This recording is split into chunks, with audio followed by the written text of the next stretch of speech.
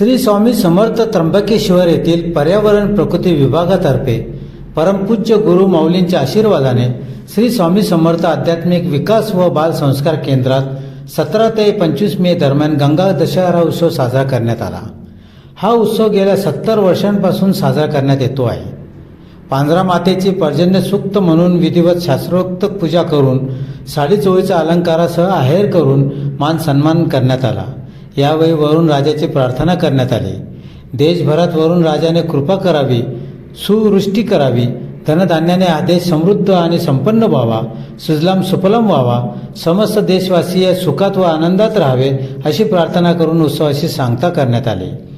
केंद्राचे प्रतिनिधी निंबा ठाकरे व जिल्हा प्रतिनिधी महेश सूर्यवंशी यांच्या नेतृत्वाखाली हा उत्सव पार पडला।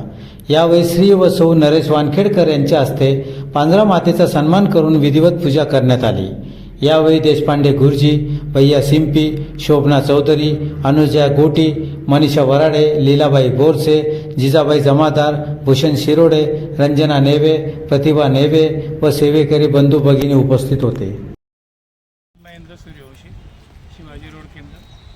गेल्या 17 तारखेपासून परमपूज्य गुरु माऊलींच्या आशीर्वादाने सुवृष्टी, पाण्याचं दुर्भिक्ष टळावं आणि राष्ट्रहित, राष्ट्रकल्याण शेतकऱ्यांना भरभरून व्हावी या दृष्टीने परमपूज्य गुरु माऊलींच्या मार्गदर्शनाखाली गेल्या 70 वर्षापासून गंगा दशहरा हा साजरा केला जात असतो। आणि या गंगा दशहरामध्ये दररोज देवी सप्तशतीचे पाठ आणि इतर सेवा होत असतात। आणि आजपासनं दररोज सायंकाळी सुवृष्टी व्हावी यासाठी पर्जन्य सूक्ताचं पठण केंद्रामध्ये 6:30च्या आरतीनंतर होत जाईल।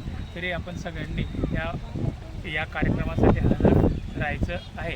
आणि येत्या 5 ते 12 जून मथुरा आणि त्र्यंबकेश्वर येथे